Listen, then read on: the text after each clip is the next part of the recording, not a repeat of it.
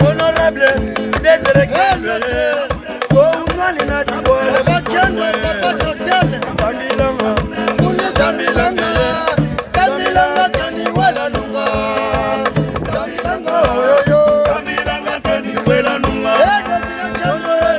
Papa Désiré, Salamana Tikulula, Yole, Yala Samile, Oumani Natibola Bukombwe,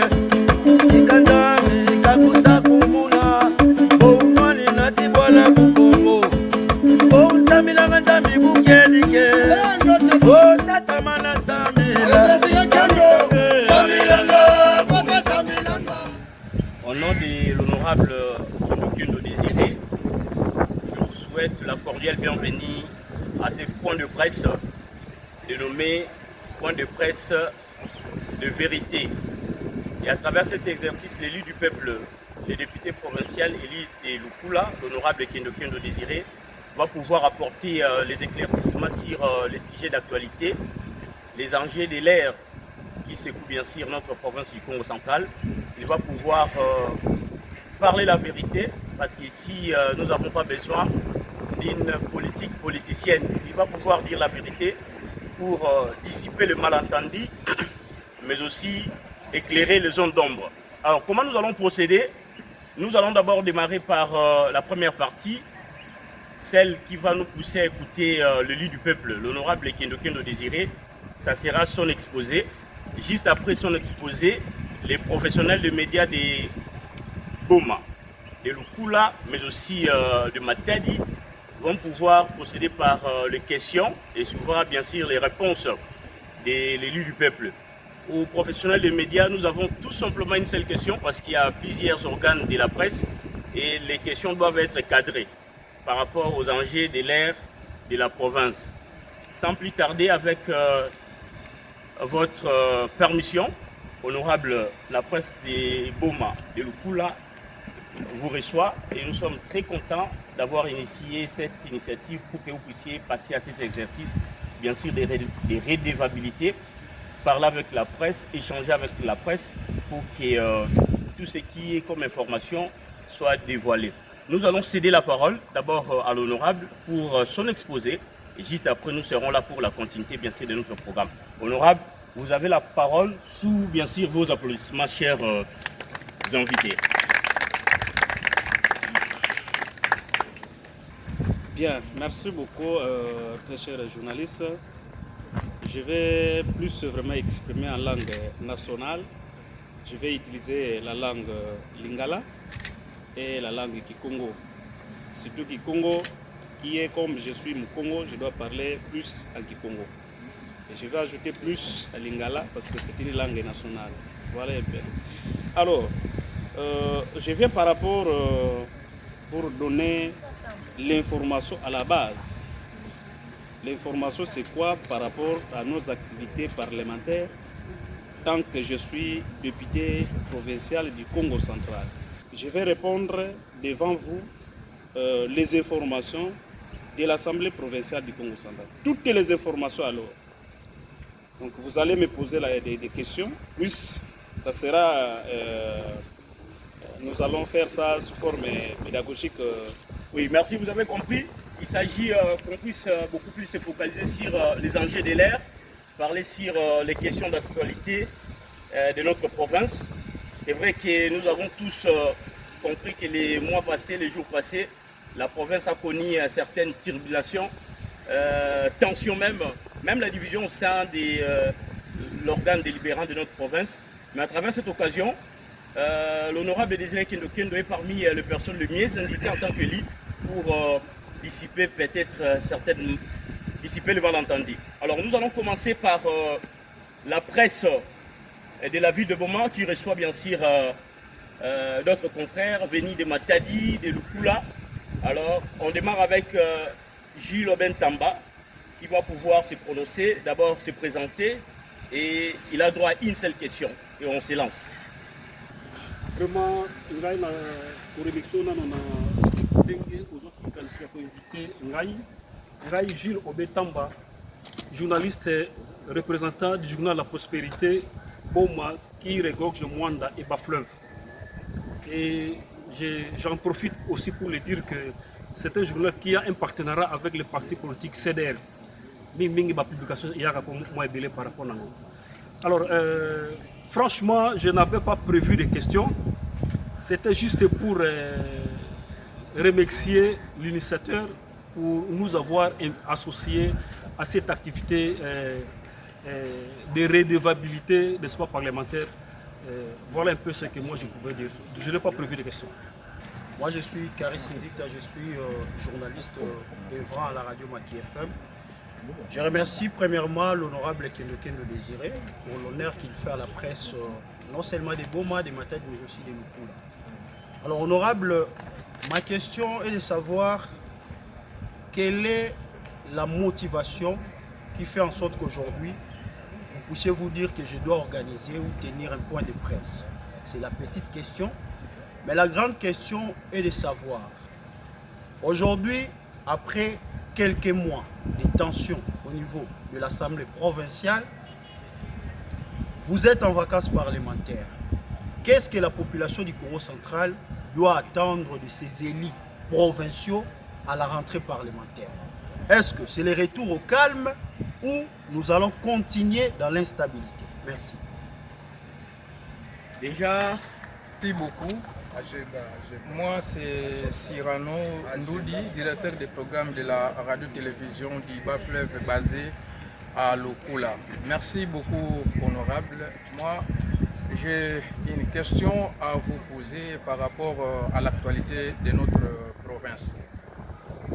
Vous êtes tout le temps aux côtés du gouverneur Grace Maswangi Nkwanga Bilolo et pourtant, le gouverneur a initié pas mal de projets dans tous les 10 territoires de notre province du Congo central, excepté Lukula.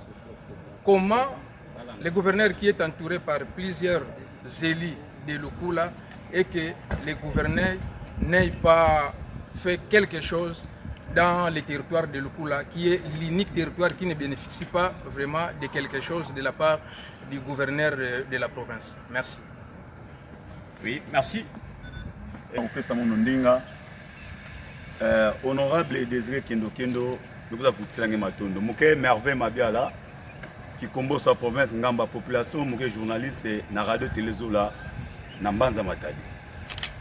Honorable Boubou Yangi Tubati, il y a un moment qui est en train de Kedika, Nakati ya Kizunga Congo central. Ensemble provincial, Nakati ya bureau, Baïka Zol, président, na vice-président. Maintenant, est-ce que honorable Kendo, quelle est l'intention de voir membre ya bureau, Nakati ya ensemble provincial ya Congo central?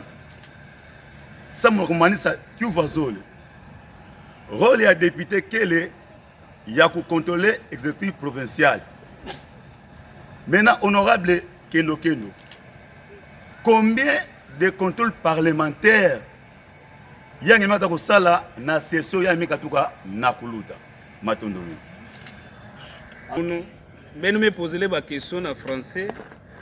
Bato mingi ina muke na solo na bau bake mingi na kati ya babwala yao ni muke zona ki Congo trop soit Dingala trop parce que Dingala mekuma tina na babwala betu. Alors première question par rapport à Mouta Karis, c'est Karis hein? Par rapport aux problèmes parlementaires ou les problèmes qui se passent soit au Elekaki soit au Ezati Lelo. Apparemment, vous na comprendre la question. Oui, la question est très importante parce que même na Kinshasa, na Zalaki en face, il y a question opposée par là. Dans un premier temps, c'est ça le rôle du député. Nous avons des informations, nous avons des informations, nous avons des patrons. Les patrons, c'est banane. Les patrons, bino population. Mais presse, bozawana, pona, et comme à niveau, yamutu, ayoka na information bato wana bazolobani parce que lelo ekomi réseaux sociaux ezoboma communication mutu afani na ndaku ayebi source ya information te azwi téléphone tellement aza kaka na ba information il paraît abani okoma il paraît etango azokoma ngo bato bazwi pe forme na information wana e bazo communiquer susu na bato mususu keno d'ailleurs natangi yango na internet bazoyeba te na internet ke aza na source te maintenant lelo source eza ngai député makambo nazoloba même bakolegi na ngai bakotémoigner yango bakoloba ke Kendo alobi vrai bien alobi faux. Oui, calme eza mais calme eza susu te to witi na période moko ezalaki bien te période wana eza nango ba intérêt politique na biso parce que biso ba député na kati assemblée chaque mutu aza na vision na ye ndako wana bomonaka eza na ba esprit nango donc lokola université tango koti na université mutu awiti Lubumbashi mutu awiti Mbatambenge mutu awiti na Luozi mutu awiti bisika nyonso aye na esprit na ye etango koti na kati ndako il faut toyeba ndako efonctionnaka ndenge nini ndako efonctionnaka na mibeko ça c'est le 1 ndako wana règlement intérieur ezalaka règlement intérieur wana donc mibeko na biso lokola mibeko ya football omoni même na kati ya terrain joueur même abundi na kati ya terrain bakomema ye na justice te joueur même abundi na kati ya terrain okoyoka te ke no ba porter plainte akeno kosama na tribunal parce que mibeko elobi arbitre il faut siffler soit apesi jaune soit apesi rouge yango na mibeko ezala biso pe ndenge wana toza na kati ya assemblée eza na mibeko nango totambola mibeko wana esalaka misala pe to aplikaka ngo tozwi susu mibeko mususu oyo munene constitution yango wana nyonso même yo mutu oza na base oza na nani te oza population mibeko wana yango ne ikambaka mboka donc les deux documents on a cité yango na ba document maire o eza na kati assemblée bien sûr que non il y a des documents encore to compléter mais les deux documents o yango ne totangi moi makelele et salamaki pendant 8 mois depuis le mois de octobre to banda makelele oyo boyoka ndeni ni to sala makelele na kati ya assemblée makelele na kati ya assemblée eza nango ba intérêt ya biso ba politicien eza intérêt ya population te donc nazolo bango bien eza intérêt ya biso ba politicien moi erreur mususu esalamaki wana eza ba conflit personnel oyo ya biso entre nous ba députés que non ndenge intel na lingaka yete il faut to créer incident intel ndenge to lingaka yete il faut to sala boyi mais avec le temps bino moko bomoni ba procédure nini wana to likisi bureau oyo to vota na 2024 ekweyaki boye komona bureau mususu ya esali 8 mois eye kokue ya susu et tokomi na période oyo tosali 3 mois bureau mususu etikali ya 2 personnes oyo ezosala tililo nini esalaki yango parce que yango na pire question na toposa nini esalaki yango eza ba intérêt biso ba politicien eza intérêt ya population te soki ezalaka intérêt ya population sinon biso nyonso toza ngambo moko mais comme eza intérêt personnel et voilà epesi bokabwana kuna azolinga ke no azwa kuna azolinga ke azwa yango wana ememi biso na ba désordre oyo eza na nani na Congo central eza te po na développement ya Congo central bomoni mena ere ba guerre wana to bandi yango est-ce que to développer Congo central ou bien to zongi susima apparemment tozongi susima parce que misala moko te banoko sala masusu kaka guerre tozana ba avion tozana ba hôtel tozana mituka donc mutu na mutu donc akomi ko se positionner place nini na kozula nani nani mbongo na ngai place nini nga na kozala intel. C'est pour vous dire que non, ils ont intérêt public, mais ils ont intérêt personnel. Voilà. Alors, deuxième question. Par rapport au problème, il y a le coup là depuis Toza Awa, Naza, ensemble, et gouverneur, et l'autre, ils ont salamité dans le coup là. Dès qu'on a eu, ils ont raison, et l'autre, ils ont salamité dans le coup là. Wana nazo confirmer parce que Naza élu du peuple. Naza wana tepe pona lukula te, mais Naza wana pona député pona nane intérêt ya population ya province. Na lukula eloko na esalamité. Wana Naza sûr. Problème ya lukula, problème ya gouvernement. Ya wana lobby biso na kati ya parlement.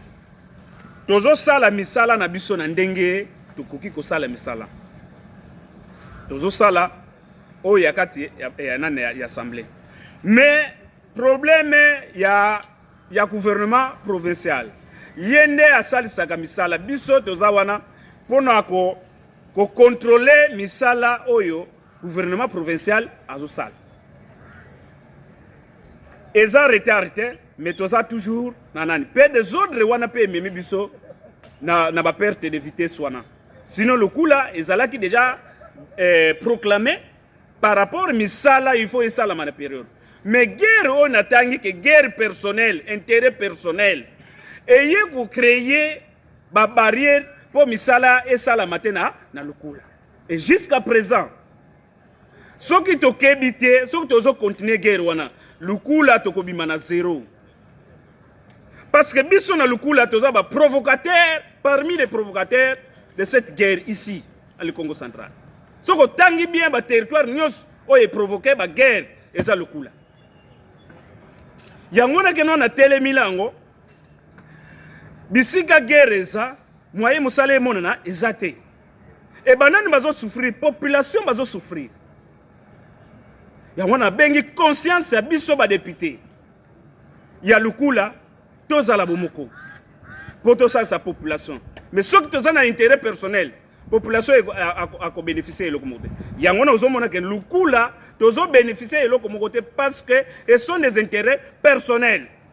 Biso baken tozo bunda, moi muke, pour misala ezonga, pour misala ekota na kata terrain, mais tous ont un problème, tous ont des difficultés. Mais je pense bien que ndenge la paix ezongi. Ndenge wana pe misala ezoya na lukula. To sala ki déjà pression ya kokosa mo projet susu po misala esala malukula parce que lukula ba territoire nyonso que totali bien ezui bénéfice que même 1 mètre même moi eloko moko mais lukula 0. Mais nous sommes au nombre de 4. Ya wana na bino population bozola na biso. Na biso il faut boyoka na ezala. Bo benda biso matoi siko bana bandeko na ngai elukula. Tokenda na assemblée te poto sala kaka ba intérêt personnel. Mais tokenda tozwa to mema na population. Yangwana donc conscience na bendi bandeko na ngai elukula que totika politique en poche. Politique en poche et fout à côté. Banda kalande ko na ngai na lukula. Ba guerre oye banda. Na zongi sisi matin nani makambe belé na province mitakala e monana. Vous comprenez? Mitakala e monana est-ce que tozwa nini bénéfice nini non tozwa.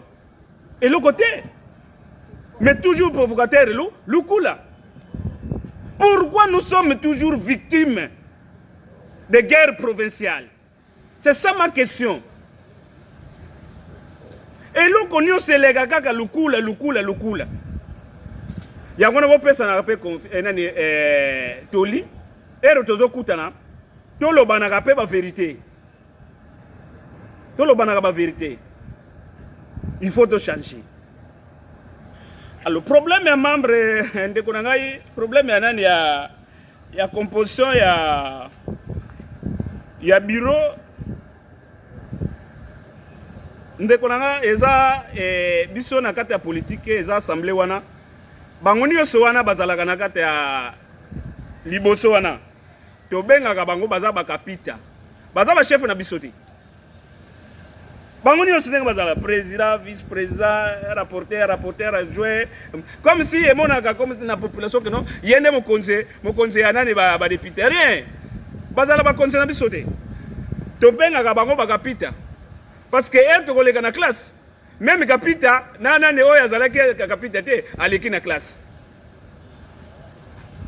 Donc par rapport à membre de bureau wana eza organisation ya biso ba député na pesa ka ba nani ba mo ba conseiller na bato ata au lobby keno intel akokende ata au lobby gouverneur akokende ata au lobby président ya assemblée akokende mais souka nango barrière eza député yo komana yo mais député soka lobby toko longola gouverneur so to lobby to longoli président donc même yo zokoma donc yeba ke tango zokoma wana en tout cas nazo de sala des ordres na province et nazo koma boy donc nazo sala des ordres na province parce que pour la membre de bureau il faut procéder au salak total aka aussi ba territoire total aka susu ba nani ba parti politique ba parti politique paye contact yo zana député moko soit aux des députés comment tu peux être membre du bureau. Donc il faut la composition d'abord totale. Et côté to peut sabouer na parti politique to yesu suna na niveau ya nani ya géopolitique tobi le coup la bazana 3 et mbanzangungu bazana 0 côté bazana nani non il faut mbanzangungu il faut ezala kasangulu il faut ezala le coup la paix faut ezala c'est cela to kinga na ba membre du bureau. Donc kuna soko pesengana ni chance wana ça va mais chance que sourire te na ba député moyenne le cas exact donc ba député kaka cerveau na ba député cerveau na biso ba député pour la membre ya bureau soit pour la membre ya bureau te ezakaka volonté ya ba collègue na ngai raison pour laquelle que non na lingaka ba conflité so na moni que non elo Congo ezana nani na mwanda ngana ko bimisa des ordres te pona ko embrouiller bato mwanda rien mais tozana ba député uniquement pona ko embrouiller kaka ba citation et beaucoup mona kaka tozo continuer na biloko na sinon kuna question na yo zala no calme okoyoka kaka élection soka élection esalemi okoyoka kaka ba billet ozala kana na matadi ozala kana ba mise ata bozo sala makelele na base kuna kono biso tolingi oyo mais volonté ezala kaka député parce que tito kenaka na ba isoloir wana chaque moutayebi na ye volonté oyo akeni kosala même si to sali confiance que nous tozana 15 personnes tozana 20 personnes B21 B23 mais eza problème ya groupe donc groupe wana soki baponi boyi pe elikambo esalami donc kuna en tout cas zala na yo ya kokita tozela nano ba étape ndenge tozokende honorable mais peut-être là nange bien mariage ina benukele soit benu bandaka en tout cas ba place nyonso benuke na nani bena mariage ina donc benuke na diaka ngolo ve ya ko contrôler gouvernement me segade de question mukena tubela benu play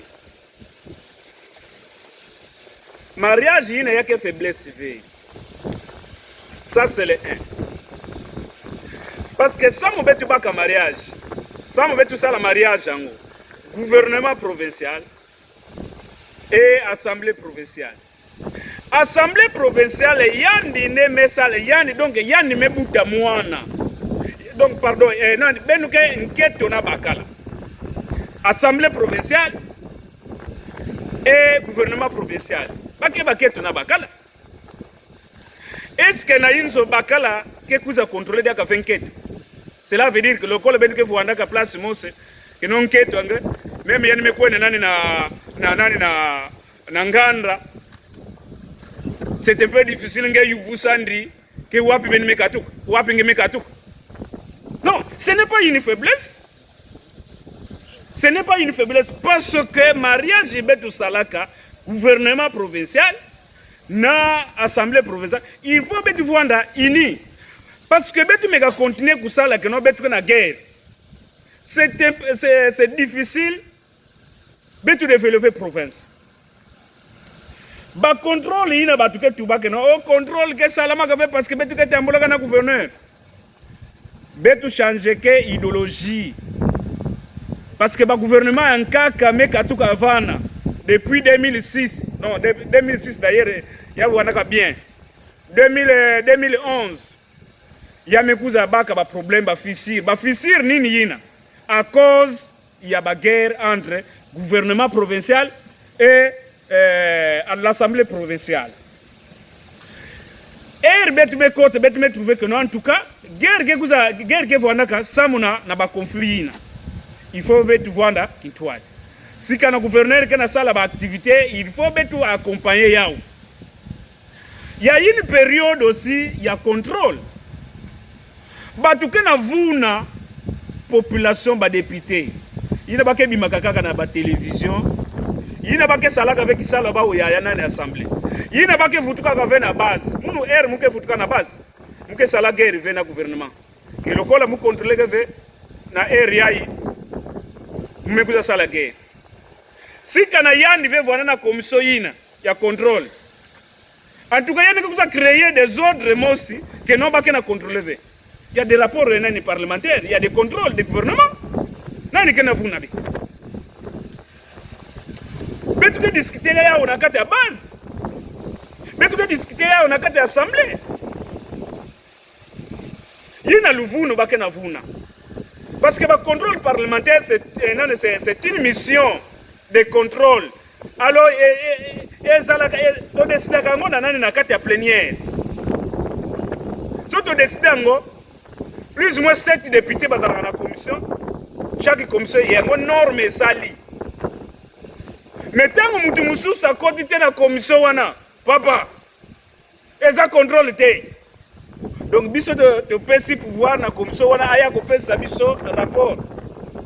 Yetang ba classé était na commission wana a commission ngo, ce n'est pas une commission. Ça c'est faux. Ça c'est faux. Mariage ina il faut beto continuer na yao. Parce que ça mon nini mena bubu yayi na guerre nyosi yayi beto mesal na province. Le col mariage ngo ya voana fait. Ni qui sale bene monaka na terrain. Toujours un problème non? Parce que bene monaka qui sale parce que guerre me kuza katuka gouverneur kana wisa na assemblée provinciale. Dira 8 mois. Bene zabisa muna place nini vraiment basala qui sale. Bien contrôle parlementaire nini. Ya me kuza changer développement ya Congo Central. Tubila ka batu ina kana nata keno mariage ina ya ondeka na kufa province tubula ba mayu nani lufuna bao il faut pas quitter kana base pour ça la restitution mais même pour ça la restitution incapable de kukuisa na base mais ça mona kutuba keno ba kana problème nani ba contrôle parlementaire ba kana facilité il faut bien vous ça bao ba vacances mingi betu ça depuis betu bandaka nani ba année 2024 ba député ngaka donc na ba salité ne fils que même couleur na ban pour nini mais ba kana sala makele na kata assemblée quand on lui pose la question bon yine ngeke baka wapi ngeke na tayao yine pare yine ya nani ya contrôle parlementaire bosi ngevona na commission bosi ngeke na sala makele mais yine ngeke na baka samu nge baka yao samu batike ba pesa kange ngeke na vutsa ke population maton ya wina mukana féliciter même ba député nani nationaux mukana monaka ba député nationaux bakena kuzaka lokola muna lukula Jonas yana kana kuzaka na terrain. Est-ce que ministre kana tinda kana soit yana kana contrôler que ministre sama yana kuza sala nani nata simana na base. C'est un faux débat. Qui sale yina betu kwelaka betu kana sala yao. Mais yavo on avait intérêt personnel. C'est quand même comme na intérêt personnel betu kuza kufua ba mambo mingi na province betu. Ntima yimbi trop betu mekuma. Intérêt personnel. Ya onde mukana tubilange. Ba yina kena nata kitsangu yina kana mariage. Ntima donc il faut ngebo kutsa ba bakuza sala nani restitution na base. Alors betme kitana nani na toujours na SP problème que non awa na boma muke wakana ve.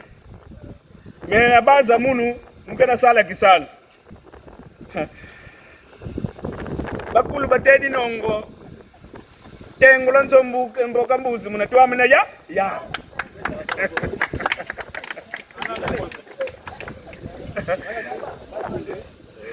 donc pour vous dire que ezala tozana biso pona ba intérêt public yangona donc ngape nazoya natala ka ba masaba zo sala ni na boma mais tangu nazoya na boma nazomona ba masaba zo sala ti mais qu'est-ce qui ne va pas et on a dit qu'on a focalisé attention place moi ma voix yekoya parce que politique eza cop eza intérêt donc intérêt ezate moi yo continuer place wana ezate parce que même si lelo ndenge na kosala bo avant-hier seulement na sali banderole quelque part mais il faut voir batangaka honorable Ken peut yanike kuta voir des députés quoi ça commence vraiment à faire mal à l'aise aux gens. Mais banderole comme message.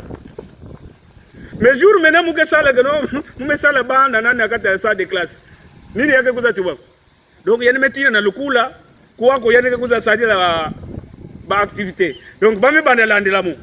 Que non en tout cas benukeba parce que apparemment yani ketina lukula yani kuza na nani na boma. Mais réseau social oye loko oye na koki kosala na boma soki monani na sali parce que naza mwana boma yango na mona que même na restitution parlementaire na kiti na boma parce que je suis un élu provincial yango na kiti même na boma na sala nani restitution bino pe population bayeba boyebisa ba député na biso ya boma basala misala ba pesa mbongo tozwaka ezate ke mbongo ya ba compte faut ça misala biso mbongo wana ebimaka na gouvernement te na tonga ba école na comme na deuxième école na ngai to futa makandenge moko d'ailleurs nga nazokita donc hier nazokita ba journaliste bo mokola nako panza suku na biloko et wuti na gouvernement te wuti na contrôle parlementaire te Mbuta Jackson par rapport au budget, Mbuta Jackson, il y a un mingi dans les réseaux sociaux. Bango bakanisa quand on parle de budget, c'est l'argent comme ça mais non. Budget est un projet. Que nous faisons ça là, le cola nzela mbatambeng. To tiango na budget et to valoriser. Combien il faut foutre, combien d'activités il faut foutre. Mais dans les réseaux sociaux, qui est dans le baki, budget, budget. Et ça, la mbongo te. Et ça, projet, il y a budget. Et ça, mbongo te en espèce, mais ça, plan, il y a nani, il y a misala et kosalam. Plan wana yangona biso ba député to sala ka to votaka yangona ekenda kanana na exécutif comme ça alandela misala soit soka monique mbongo eza bazwi mbongo wana ba affecté ngona kata ya nani ya nzela wana mais curieusement bon nazo comprendre que no batongo pe ba yebi kombo ya budget kombo ya nani plan budgétaire ngo bazo comprendre ngo te tango mutu alobi que no budget donc mbongo ebimaki budget ebimaki non. Et ça planification de salaki esalama na nani na ne wana esalama te bakoramena yango na année prochaine soki esalemi te na année wana baramena yango na année wana mosusu ti tokosisa manda ekobanda kozonga yango na biso tosalaka effort en tant qu'éli ya kolanda budget wana budget basalaki bazosala banzela ebele nga nakoti te nakopanza te keno bandeko na ngai ya lukula oyo toza na ministre ya ITP naloba keno ye nde azosala bien te non plan nyonso oyo tozosala ekoaboutir kaka meme mosala moko ekosalama na kati ya lukula parce que tozolanda plan nga mpe ezosala nga pasi ke ngai na lukula eloko moko te na esalami tozosala makelele tozokita tozosolaka na gouverneur par rapport à nani ya makambo yango parce que makambo yango eya kofrene na bitumba oyo ebimaki na kati ya assemblée provinciale na baguerre intérêt nazoyebisa makambo oyo eleki na province oyo badepute bazwi bambongo ebele mbele bakosala awa na baekole awa na boma awa badepute biso badepute natangi na nga depute te tozwi bambongo ebele mbongo wana eke wapi eza intérêt ya poche te eza intérêt ya poche nani asali même peinture na nani na porte ya école zéro mais tozwi bambongo mpe tofandi ebino bozosepelaka no en tout cas mariage wana ndenge ezalaki mariage en tout cas il faut bakabona kaka voilà les conséquences siko ndenge tokabonaki na mariage yango conséquences ezalaki nini kozwa mbongo kotia na bapoche. Alors nalobi bien que intérêt personnel ya population soki keno tozokota te makambo nani tozoplanifie na kati ya budget na biso et soki tobandi badesordre wana moyen to misala esalama eza te to continuer kosensibiliser bandeko na biso na critiquer baeli na nga baeli na biso te bakolegi na nga te mais tozala bomoko pour to développer province oyo toyebi histoire ya province oyo toyebi bagouverneur nyonso oyo baleki gouverneur nini asali ne fils que même 1 kilomètre. Ça pose aussi problème na biso ba député banani bazobebisa biso eza ba mentor ezobebisa biso même yo moko conscience na yo eza que non na kosala des ordres te mais mentor na yo ya Kinshasa a dicté que non voilà ligne de conduite à suivre et biso ndenge toyebi na biso boye kaka ondimi kaka que non tika na créer ko opposition parce que mentor na ye wana azana intérêt te na Congo central mais yo population ozo souffrir yango wana na lobi yango na mbuta vitalo mabiala que intérêt personnel eza bien te na kati ya politique donc sensibiliser quand ndeko sala la communication na yo honorable Kendo alobi intérêt personnel yango te mais intérêt public photolanda mbuta vitalo olobi susu makambo ya nani ya rétrocession ya nani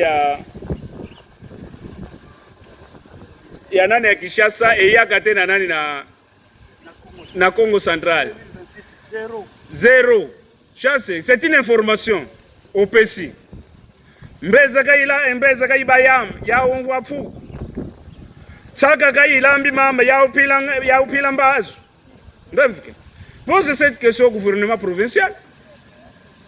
Le gouverneur est là. Pose la question parce que bête ça la samuna donc bête ça la samuna kulandila. Mais le kola ya quel parce que ya quel Moussa avait blocage. Ça c'est quel des places nini ya quel. En tout cas, ya kamli ça ka ilamba mama ya pila mbazo. Lukula ITP, olobi lukula ITP. Ya bête na lukula. En tout cas, merci beaucoup. Beto kana sala tia. Ya mutu bla ya Jacques. Bika tina na nani na ministère. Vutu kana ministère. Ngekuti sala kisalo. Wo mutini ngeke tibikela ki ministère. Yanu vutu kaka no? Yani bwana yani me démissionner me kwen. Kuiza vutu ka parce que betu ke na mandat. Betu ke mandat il faut à chacun il doit se justifier, il doit justifier à la population. Kusala avec non nani na katikati ya mandat oh munu kwa ndive oh munu non. Betu nde salaka tike betu ba député betu nde salaka ba tike ina gouvernement na assemblée provinciale. Donc betu ke continuer à sensibiliser panga betu ya lukula lokola betu salaka déjà nan d'ailleurs cette année. Betu kana budget ve betu ba député betu lozaka yao. Maintenant, nous devons valider. Bah, vous avez que ben matière que non. Oh, le gouverneur n'a rien ici, n'a rien fait ici. Maintenant, depuis la mon député, mon salaire budget, ni nous faisons contrôler. Nous quand vous savez député, il n'y a pas que non contrôle parlementaire. Vous votez avec budget. Quel budget que vous allez contrôler? Il y a un salaire qui n'a arrêté le gouverneur. Non, c'est un grand problème. Pour un intérêt personnel. Voilà. Voilà. Merci en tout cas. Le développement de notre province passe d'abord par la vérité, mais aussi... Madame Ntoula a posé question par rapport à Nzela Saïko. Nzela Saïko n'a ébissé que Egosila. Là parce que si déjà balança qui misala na yebi ke na boma ba parti ebele en tout cas ba fête ebele pour tozalaka nani na ko lancer ka misala na boma makasi soko kebo ba pierre etika nani ba atu eza ba pierre etiki ki bando eza tilelo na ko lancer misala toza makasi mais Oya Saïko, nzela na biso ya boma parce que ba elinde basala ki choix ya kosala nzela ya Saïko. Eza volonté ya ba député. Misala ndenge ebandaki, misala pe fo yesuku parce que ngana yebisa quand même gouverneur. Gouverneur avant na betela o maboko. Inauguration. Mais fête oya kokende ko sala ba photo, lancement. Oh ba lancement ya mabanga, yango te fête. Mais faites des alaka bien, inauguration. Yangona donc, tozo continuer koyebisa gouverneur avec son gouvernement que nzela ya Saïko comme eza na programme ya budget il faut esala. Et ozo mona pe lelo makelele tozo sala nzela ezo sala. Problème il y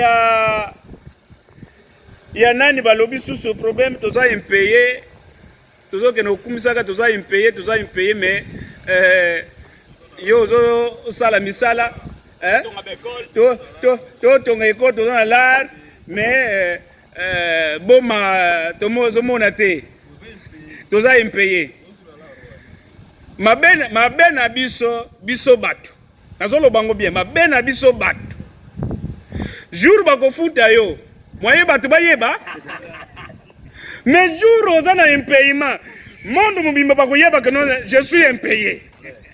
C'est ça le mal. Biso ir bafutaka biso to salaka organisation dis-moi que non si les 2 ans to sali ata député moko afuta mite to futa mino etango bafutinga na longoli o yangai na ke ko sala na nefis ke na sansak na base na ngai yebisa batu wana même si oui bien sûr que non to za impayé. Impayé cela veut dire que non mois 2 mois 3 mois 4 mois mais to futa maka mais soko ba futi biso donc cela veut dire que non so ba futi biso alors to bani ko futa nani mbongo ya masanga o to bani ko mela na babati ou bien to c'est mieux na defa so ba futi so na defi na ke na base na sobi ciment na tie école so ba futi nga na yeko zongisa place na defa c'est ça la technique Mais pour dire que non, pour nous salater, tout ça impayé, nous sommes des faux fuyants. La question wana donc na répondre ngo. Boyebisa bango depuis au banda. Mbongo ekindaka wapi. Eza mbongo ya population. Nga na tongi de école. Bilolo te apesi nga mbongo. Mama mutu akosa yo te. Eza organisation chaque mutu. Bati mususu baza na besoin, bati mususu bayaka, ce sont des députés accidentels en politique. Par élection au commis député, au commis politicien. Faux. Parce que bati mususu ti toza wana, vision na yeka ka mandat ici là, azonga na palais. Mais biso toza na vision que non, mandat so que sili, population a sepela, na zo sous deuxième mandat. Et c'est différent. Toza réfléchir c'est différent. Batika kosa que non impayement. Le couteau na biso. Problème ya nani maman a posé question sur que non to kozonga na assemblée toza na ba projet nini o to koki ko sala na assemblée. Maman ezana nani na calendrier to salaka. Donc kuna nde ba salaka ba activité parlementaire. Ezana ba nani ba président ya ba commission, soit ba président parlementaire. Oyo basalaka wana basala calendrier wana kuna nde tokopesa ba matière makamu nini et tokovoter ngo biso nyonso tokozonga wana ne place nde na koyebela activité nini wana tokosala surtout na session oyo tokokende eza session ya vote ya nani session budgétaire oyo tozozonga mois de septembre.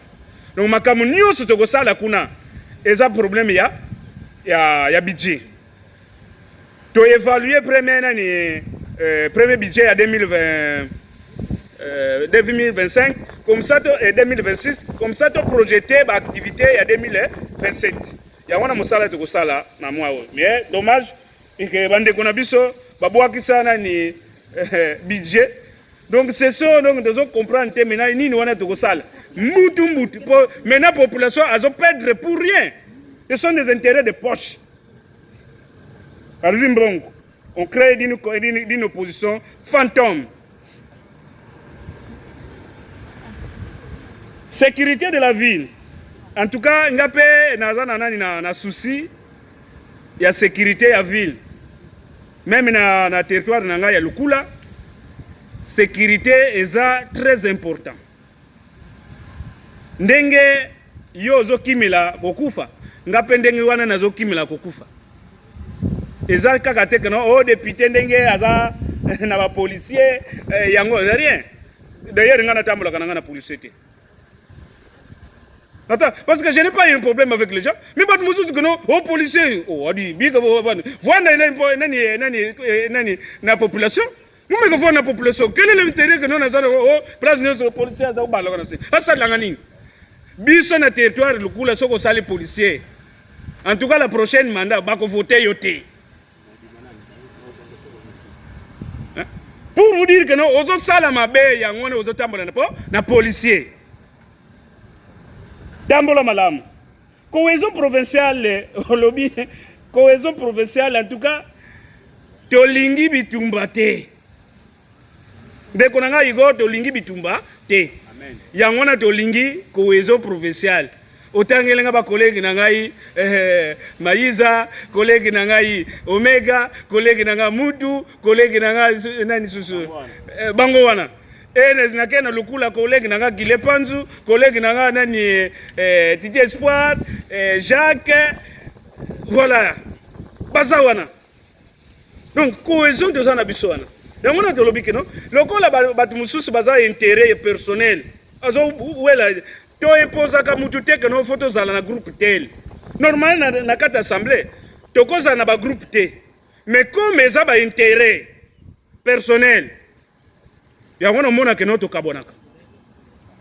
Lelo to 8 na 21, lobby 18, après quelques jours to zongani sus. Parce que intérêt na yo et se retrouver. Poche côté. Tozana 21. Oh, boro wana ya j'ai. Ah, majorité parlementaire. Tozana 21. Na yebite. Na assemblée nde desinaka keno en tout cas tozana majorité au tel. Parce que assemblée nde soki sujet za wana tozo voter toyebi kino en tout cas to comme 21 parce que budget leki et voter combien de personnes 30. Donc majorité yangona.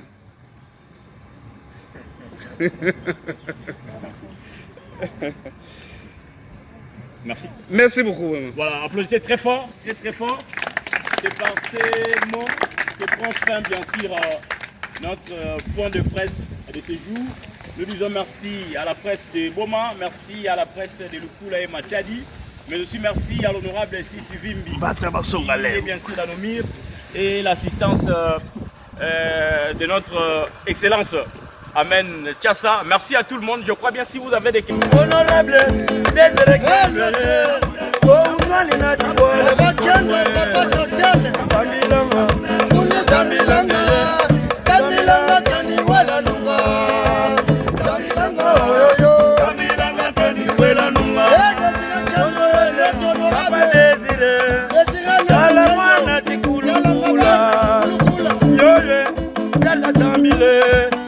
Oh